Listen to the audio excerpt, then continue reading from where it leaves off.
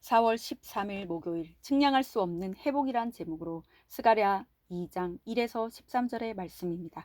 사랑의 하나님 감사합니다. 오늘도 말씀 묵상의 시간을 우리에게 허락하시니 감사합니다. 이 시간을 통하여서 하나님의 말씀이 들리고 복음이 들리기 원합니다. 말씀대로 믿고 살고 누리는 인생이 되게 하시며 이 시간에도 우리와 함께하여 주시옵소서. 감사드렸고 예수님의 거룩하신 이름으로 기도드립니다. 아멘.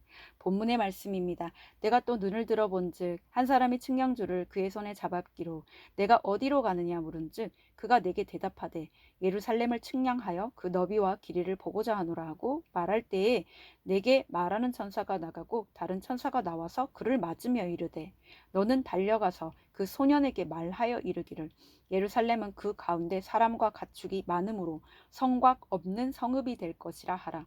여호와의 말씀에 내가 불로 둘러싼 성곽이 되며 그 가운데에서 영광이 되리라. 오라 너희는 북방 땅에서 도피할지어다. 여호와의 말씀이니라. 이는 내가 너희를 하늘 사방에 바람같이 흩어지게 하였음이니라. 여호와의 말씀이니라. 바벨론 성에 거주하는 시온아 이제 너는 피할지니라. 만군의 여호와께서 이같이 말씀하시되 영광을 위하여 나를 너희를 노력한 여러 나라로 보내셨나니 너희를 범하는 자는 그의 눈동자를 범하는 것이라. 내가 손을 그들 위에 움직인즉 그들이 자기를 섬기던 자들에게 노략거리가 되리라 하셨나니 너희가 만군의 여호와께서 나를 보내신 줄 알리라. 여호와의 말씀에 시온에 따라 노래하고 기뻐하라. 이는 내가 와서 내 가운데에 머물 것임이라. 그날에 많은 나라가 여호와께 속하여 내 백성이 될 것이요 나는 내 가운데에 머물리라. 내가 만군의 여호와께서 나를 내게 보내신 줄 알리라. 여호와께서 장차 유다를 거룩한 땅에서 자기 소유를 삼으시고 다시 예루살렘을 택하시리니 모든 육체가 여호와 앞에 잠잠할 것은 여호와께서 그의 거룩한 처소에서 일어나심이라 하라 하더라. 아멘. 도움말입니다. 측량줄은 모양, 크기, 면적 등을 재는 데 사용하는 줄로 갈대의 곧은 줄기로 만들었습니다. 본문에서는 천사가 예루살렘의 회복을 위해 준비하는 도구로 나타납니다. 성곽은 적을 막고자 두 겹으로 쌓은 성을 말합니다. 노략거리는 떼를 지어 다니며 빼앗고 잡아가는 일을 당하는 대상입니다. 노략은 개인적으로도 행해지나 대체로 전쟁 등의 상황에서 국가적으로 행해졌습니다. 하나님은 노략당하는 이유를 하나님께 돌아오지 않기 때문이라고 하셨습니다. 본문 요약입니다. 예루살렘의 회복에 대한 말씀이 이어집니다. 예루살렘의 너비와 길이를 측량하는 천사와 예루살렘이 풍성하게 되어 하나님의 영광이 드러날 것을 말하는 천사가 등장합니다. 이제 유다 백성은 바벨론에서 벗어나 하나님 안에 거하며 노래하고 기뻐할 것입니다. 오늘의 중보기도입니다. 위정자들이 자신의 목소리를 줄이고 거룩하신 하나님의 말씀에 주목하게 하옵소서. 아멘. 본문 해설입니다. 첫 번째, 성곽 없는 성읍 1에서 5절의 내용입니다. 한 천사가 손에 측량줄을 잡고 예루살렘의 너비와 길이를 측량하고자 합니다. 그런데 다른 천사가 나와서 그에게 예루살렘은 사람과 가축이 너무 많아 성곽이 없는 성읍이 될 것이라고 전하라고 합니다. 회복될 예루살렘은 하나님이 불로 둘러싸 보호하시며 영광을 나타내실 성읍이기에 성곽을 세울 필요가 없다는 것입니다. 하나님은 자기 백성의 구원을 위해 때로는 그들을 망하여 포로가 되게 도왔습니다. 그러나 그 누구도 하나님이 택하시고 보호하시는 자들을 침범할 수는 없습니다. 적용 질문입니다. 힘들고 소망이 없어 보이는 상황에서 말씀으로 위로를 받은 적이 있습니까? 두 번째, 이제 피하라 6에서 9절의 내용입니다. 하나님이 바벨론 성에 거주하는 시온아 이제 피하라고 말씀하십니다. 70년간의 포로 생활을 마친 이스라엘 백성에게 이제는 익숙해진 북방 땅 바벨론에서 빠져나와 예루살렘으로 돌아오라고 하시는 것입니다. 하나님은 유다와 예루살렘을 친 자들을 향해 그것은 자신의 눈동자를 친 것과 같다고 하시며 자기 백성을 향한 본심을 드러내십니다. 바벨론은 잠시 회개의 도구로 사용되어 유다와 다른 나라를 노략할 힘을 얻었을 뿐이었고 이제 그들은 자신들의 악한 행동들로 인해 다소 약소국들에게 오히려 노략당하는 처지가 됩니다. 적용 질문입니다. 말씀에 순종하여 묵묵히 고난을 인내할 때 힘든 상황이 역전된 경험이 있습니까?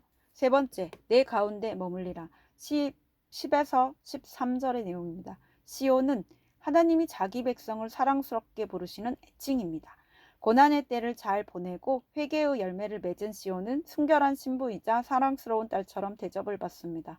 시온이 노래하고 기뻐할 수 있는 것은 거룩하신 하나님이 그들 가운데 머무시기 때문입니다. 내가 잘나서, 내가 수고해서 회복되었다고 생각하는 것은 큰 착각입니다.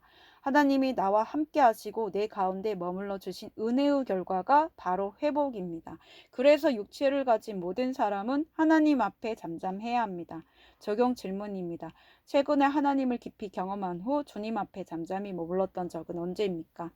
오늘 기도하기는 측량할 수 없는 은혜와 회복을 주신 하나님 감사합니다. 지금 당장 눈앞에 어떤 결과가 보이지 않더라도 하나님의 말씀을 붙잡을 수 있도록 저와 우리 가정, 공동체 가운데 머물러 주옵소서. 오늘 하루 잠잠히 주님의 음성을 듣고 따라갈 수 있게 도와주옵소서. 아멘.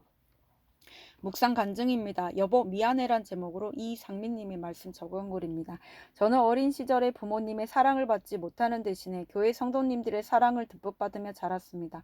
그러다 군 생활을 할 때 교회 청년부 모임에서 밝게 웃는 자매를 만나 교제한 지 3개월 만에 결혼했습니다.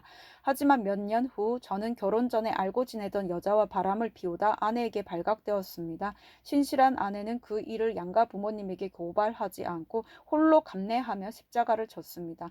그러나 저는 30년이 지난 후 죄책감도 없이 그 여자를 다시 만나 친구로 지냈습니다.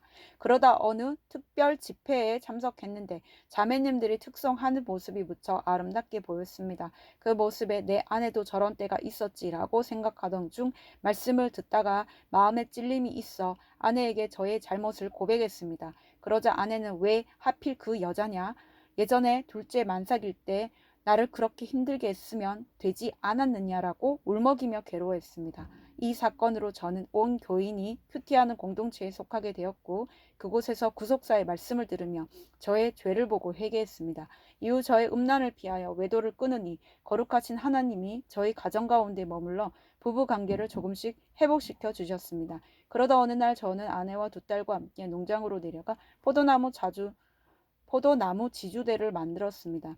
그런데 아내가 하수구가 막혔는데 그걸 고치는 게 급하다며 저를 재촉했습니다. 저는 왜 지적질이냐고 버럭 화를 내고는 아내를 농장에 버려둔 채 딸들만 데리고 집으로 돌아왔습니다. 그런데 일주일이 지나도 화가 풀리지 않았습니다. 아내가 먼저 화해를 권했지만 저는 더 화를 내며 아내와 크게 싸웠습니다.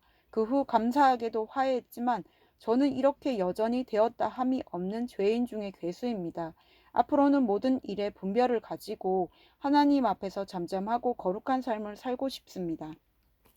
이분에 적용하기는 아내에게 여보 그동안 힘들게 해서 미안해라고 말하겠습니다. 아내와 싸워도 각방을 쓰지 않고 날이 지나기 전에 화해하겠습니다. 입니다.